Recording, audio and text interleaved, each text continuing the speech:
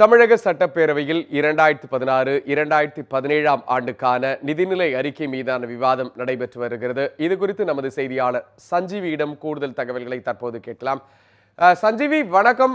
தற்போது சட்டசபையில் மேட்டூர் அரசு மருத்துவமனையில் கண் அறுவை சிகிச்சையால் 18 பேருக்கு பார்வை பறிப்போன சம்பவம் குறித்து அமைச்சர் விஜயபாஸ்கர் என்ன விளக்கத்தை அளித்திருக்கிறார்? சஞ்சீவி, அண்மை தகவல் என்ன சஞ்சீவி?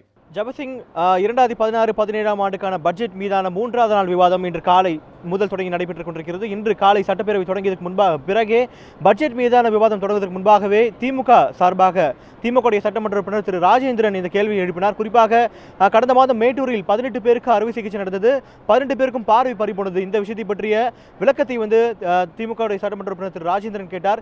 இதற்கு விளக்கம் அளித்த சுகாதாரத்துறை அமைச்சர் திரு விஜயபாஸ்கர் பல விஷயங்களை குறிப்பிட்டார். குறிப்பாக தமிழகத்தை பொறுத்தவரை ஒரு ஆண்டிற்கு 5.5 லட்சம் பேர் இது போல தேசிய ஒளி திட்டம், கண் ஒளி திட்டத்தின் கீழ் அறுவை சிகிச்சை நடந்து கிட்டத்தட்ட 5.5 லட்சம் பேருக்கு தமிழகத்தில் மட்டும் பார்வை கிடைத்து வருவதாக ஒரு விஷயத்தை குறிப்பிட்டார். அதே போல குறிப்பாக மேட்டூரில் அந்த சம்பவம் நடந்த அந்த மருத்துவமனையில் மட்டும் கிட்டத்தட்ட ஒரு ஆண்டிற்கு 1000 பேருக்கு இது போல அறுவை சிகிச்சை நடந்து பார்வை வந்துவிட்டதாக குறிப்பிட்டிருந்தார். இந்நிலையில் இந்த 18 பேரை பொறுத்தவரை பார்த்தோம் என்றால் அவர்களுக்கு ஏற்கனவே கண் தொற்று இருந்தது அறிவு வந்ததுதான் ஒரு விஷயத்தை குறிப்பிட்டிருந்தார். அந்த கண் தொற்று இருந்த காரணத்தால் தான் இவர்களுக்கு பார்வை பறிபோனதாக தெரிவித்தார். அதே போல பார்வை பறிப்போன அனைவருக்கும் கிட்டத்தட்ட 3 லட்சம் ரூபாய் தமிழக சார்பாக நிதியுதவி வழங்கப்பட்டதாகவும் குறிப்பிட்டிருந்தார். அதே போல தற்போது வரை கிட்டத்தட்ட அந்த 18 பேரில் 2 பேருக்கு பார்வை கிடைத்துவிட்டதாகவும் குறிப்பிட்டிருந்தார். இந்நிலையில் அவர்களுக்கும் கிட்டத்தட்ட 16 பேருக்கு தனியார் மருத்துவமனையில், அதாவது அந்த இருக்கக்கூடிய பல தனியார் மருத்துவமனையில் உயர் சிகிச்சை அளிக்கப்படுவதாக குறிப்பிட்டார். அதே போல அவர்களுக்கு மீண்டும் பார்வை கிடைக்கும் வரை ஒட்டுமொத்த செலவையும் தமிழக அரசு ஏற்கும் என்ற விஷயத்தை விஜயபாஸ்கர் குறிப்பிட்டிருந்தார்.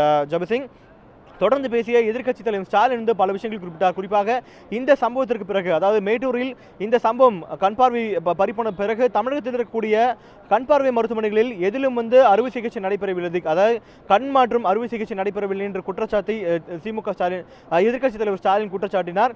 இந்நிலையில் அதே போல திருவள்ளூரில் இருக்கக்கூடிய கண் மருத்துவமனையில் கிட்டத்தட்ட ஒரு மாதத்திற்கு மேலாக கண் அறுவை சிகிச்சை ஏதும் நடைபெறவில்லை என்ற குற்றச்சாட்டை ஸ்டாலின் தொடர்ந்து விட்டார். இந்நிலையில் இதற்கு விளக்கம் அளித்த சுகாதாரத்துறை அமைச்சர் திரு விஜயபாஸ்கர் அவர்கள் இந்த தகவல் என்பது தவறான தகவல். தமிழகத்தில் இந்த ஆண்டு மட்டும், அதாவது 2016 ஆண்டு மட்டும் இதுவரை கிட்டத்தட்ட 2 லட்சம் பேர், அதாவது 1.98 லட்சம் பேர் இது போல அறுவை சிகிச்சை நடந்து கண் பார்வை பெற்றுள்ளதாக குறிப்பிட்டிருந்தார்.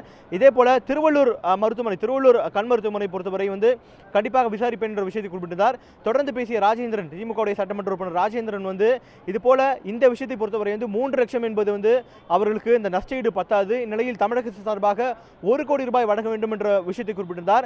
அதே போல இந்த விஷயத்தை பொறுத்தவரை நீதி விசாரணை நடத்த வேண்டும் என்ற விஷயத்தையும் குறிப்பிட்டிருந்தார். இது தொடர்ந்து பட்ஜெட் மீதான விவாதத்தில் திமுக சட்டமன்ற கொறடா திரு சக்கரபாணி பேசினார். அப்பொழுது பேசிய அவர் தமிழகத்தில் முதியோர் உதவித்தொகை என்பது சரியாக வழங்கப்படவில்லை, கிட்டத்தட்ட நிறைய முதியோர்கள் இன்று வரை கஷ்டப்பட்டுக் கொண்டிருக்கிறார்கள் என்ற விஷயத்தை குறிப்பிட்டார். அப்பொழுது பதிலளித்து பேசிய திரு ஆர் பி உதயகுமார், வருவாய்த்துறை அமைச்சர் ஆர் பி உதயகுமார் தமிழகத்தை பொறுத்தவரை தகுதியுள்ள அனைத்து முதியோர்களுக்கும் தற்பொழுது உதவித்தொகை வழங்கி வருவதாகவும், கிட்டத்தட்ட 5 ஆண்டுகளில் 4800 கோடி ரூபாய் உதவித்தொகை வழங்கியுள்ளதாக குறிப்பிட்டிருந்தார்.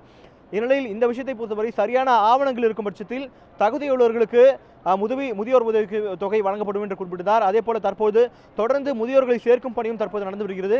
இந்நிலையில் சரியான தகுதி உள்ளவர்களுக்கு ஆவணம் சரியாக கொடுக்கப்பட்ட நிலையில் கண்டிப்பாக அவர்களுக்கு உதவித்தொகை வழங்கப்படும் என்ற விஷயத்தை குறிப்பிட்டார்.